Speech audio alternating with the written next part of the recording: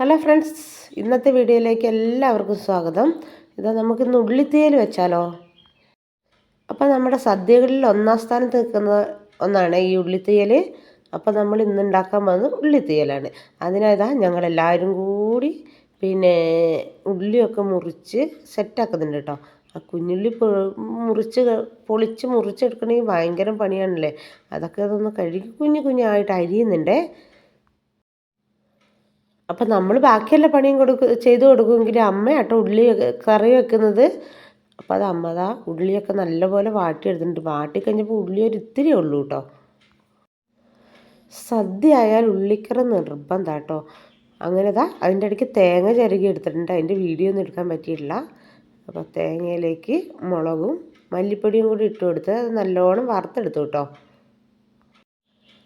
എൻ്റെ ചാനൽ ആദ്യമായിട്ട് കാണുന്നവരാരെങ്കിലും ഉണ്ടെങ്കിൽ ഒന്ന് സബ്സ്ക്രൈബ് ചെയ്യാനും ലൈക്ക് ചെയ്യാനും ഷെയർ ചെയ്യാനും ഒന്നും മറക്കരുത്. അപ്പോൾ തേങ്ങ അരപ്പ് നല്ലോണം അരച്ചെടുത്തിട്ടുണ്ട്.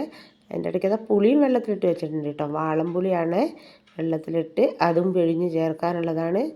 അങ്ങനെ ഉള്ളിക്കറിയിലേക്ക് അരപ്പ് ചേർത്ത് അതിൻ്റെ ഇടയ്ക്ക് പുളിയും ചേർത്തിട്ടുണ്ട് കേട്ടോ.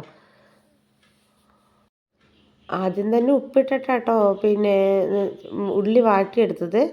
അത് കഴിഞ്ഞ് പോരെങ്കിൽ മാത്രം കുറച്ചും കൂടി ഉപ്പിടാം. ആ അരപ്പും പുളീൻ്റെ വെള്ളവും മാത്രമായിട്ടോ ഇത് ചേർത്തിട്ടുള്ളൂ.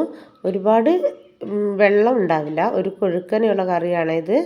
അപ്പോൾ ഒരുപാട് ചാറ് വെക്കലില്ല. അപ്പോൾ ഇനിയിപ്പോൾ കറി ഏകദേശം ആയിട്ടുണ്ട് കേട്ടോ. അപ്പോൾ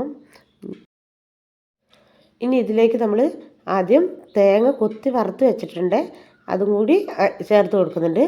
ഈ ഉള്ളിക്കറിയിൽ തേങ്ങ ഇടയ്ക്കിടയ്ക്കൊന്ന് കടിക്കുന്നത് നല്ല രസമാട്ടോ. അങ്ങനെ നമ്മുടെ ഉള്ളിത്തീയൽ റെഡി. ഒന്ന് ടേസ്റ്റ് ചെയ്ത് നോക്കുന്നുണ്ട് കേട്ടോ. അടിപൊളി ടേസ്റ്റാണ്. നമ്മൾ എത്ര വെച്ചാലും ഇത്രയൊന്നും നന്നാവില്ല കേട്ടോ. അത് അമ്മമാർ തന്നെ വെക്കണം. അങ്ങനെ നമ്മുടെ ഉള്ളിത്തീയൽ ഒരു ബൗളിലേക്ക് മാറ്റിയിട്ടുണ്ട്. ആ ബൗളും പിടിച്ചത് അമ്മ നിൽക്കുന്നു. അമ്മ അത് മാറ്റി വെക്കാൻ പോവുകയാണ്. അപ്പോൾ പിടിച്ച് നിർത്തി ഒരു ഫോട്ടോ എടുക്കുന്നുണ്ട്. അപ്പോൾ ഇന്നത്തെ വീഡിയോ ഇത്രയേ ഉള്ളൂ. ബായ്.